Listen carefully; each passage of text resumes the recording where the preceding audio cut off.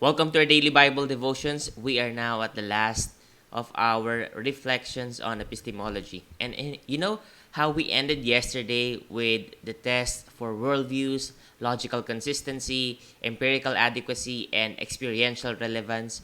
And then during the time that we're talking about experiential relevance, we're looking at these questions. How does my worldview really meet me where I am in my day to day life? For me, it's one of those things that truly matters in assessing or testing a worldview. How does it meet you day to day? I mean, you're not just talking about big things, you're talking about your life day after day. When you wake up in the morning, things will make sense to you because your worldview helps you with that. And you have all these questions that needs answered. I know because I had them. I still have them. It's just that now I know the answers. And these questions, you can organize them, you can categorize them into four. I call this the fundamental questions: origin, meaning, morality, and destiny. Of course, I'm not the one who came up with these terms, but I remember when I was probably your age, I was 16, I was in the library, I was just looking for answers. I mean, I was filled with books. I have all these questions. I wake up in the morning, my head hurts because I have these questions, and there's this burning emptiness, and I want those answers. But I can't simply find them in the books around me. I looked for answers. What I found there was questions. And basically, all these questions, what are these questions? I have questions about where did I come from? What is my life worth? Is it worth getting up in the morning? I mean, things have become a cycle. You wake up, you eat, you do the things that you do, and then you sleep, and then you repeat that.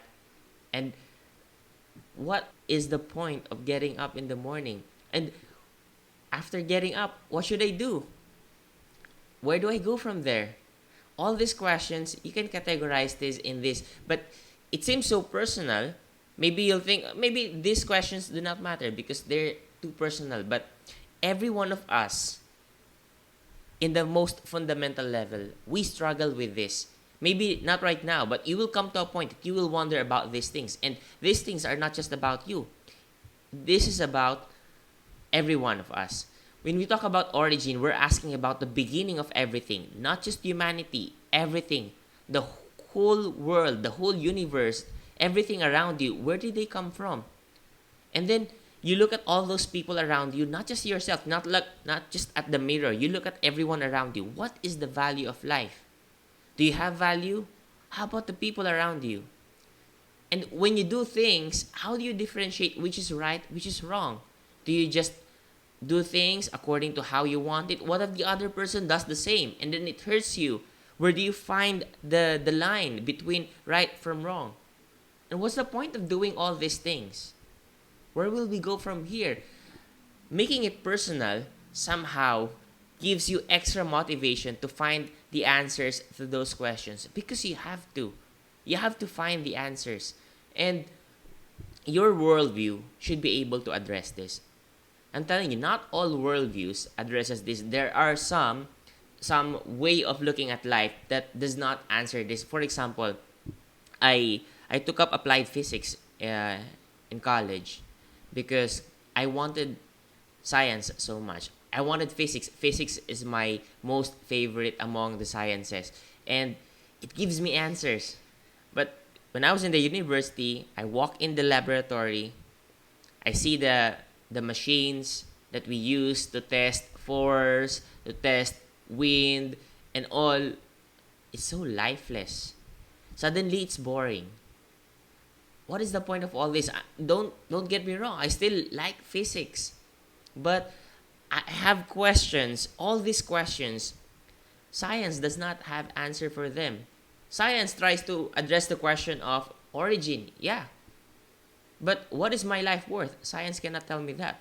Especially if you believe that you're just a random accumulation of molecules, if you believe that you're just a random result of the survival of the fetus, of the evolution, then what is your life worth? Does that tell you what is right from what is wrong? And where do you go from here? Science is not Yes, it tries to predict the future, but it can only go so far. It does not tell you, after all these things, this will be the value. That's why we look to space, we look to the depths of the ocean floor, because we're trying to explore ahead, we're trying to explore the future in science, but there are limitations. And when you go to philosophy, I went to philosophy, I examined different point views in philosophy, but when you get to philosophy, philosophy will tell you what matters is not answers. What matters is you have the questions. Wow, that's beautiful. That sounds profound. But you know what? Here's what I realized. Questions are good, yes. But questions require answers. Locks are made with keys. Questions have answers.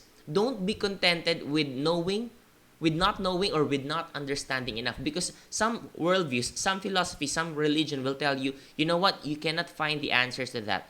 There are no answers to that. Do not go there. Do not explore. Do not go further. What's important is you have that question in your mind, you have that question in your heart. Be contented with that. I say go for answers. Don't let people dictate what you can and cannot know. I have been told, stop there. Don't go further. You'll never know.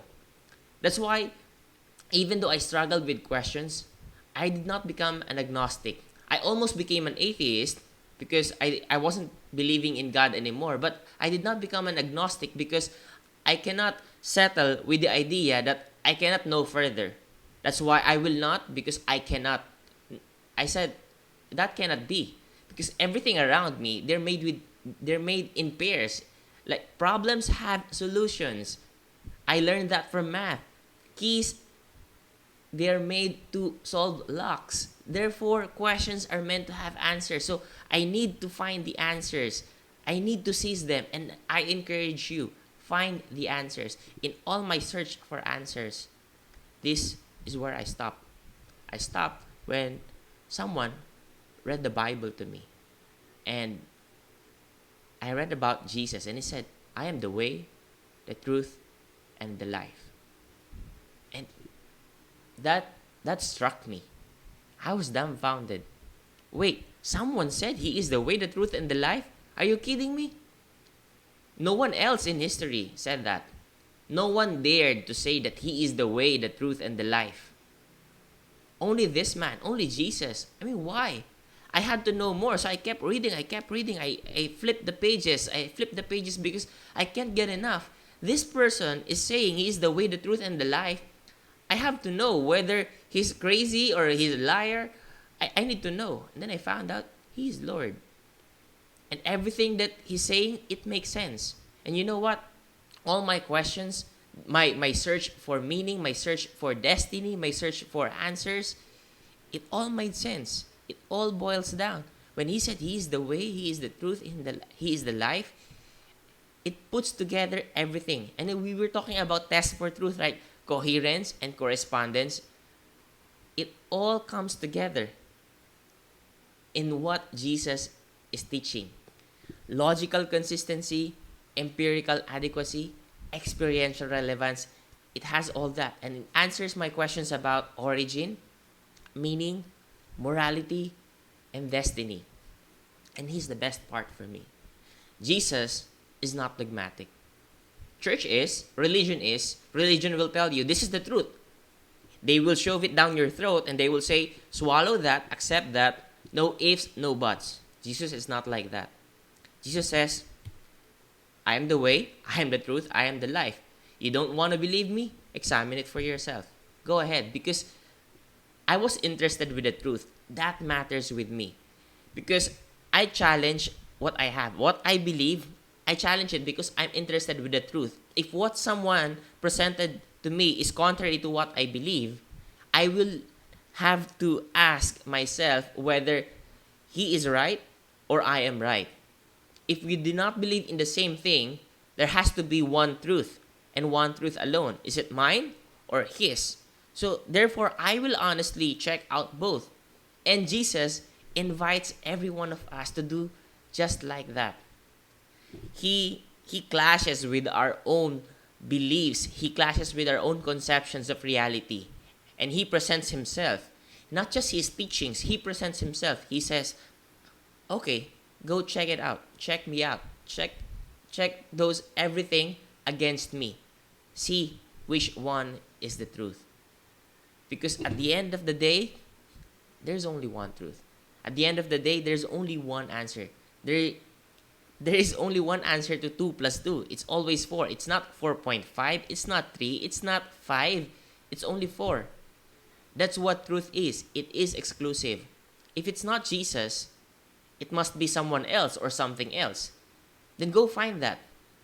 But until you find another one, right now I'm telling you, I believe this because I have examined too. This checks out. Jesus is the way, and He is the truth, and He is the life.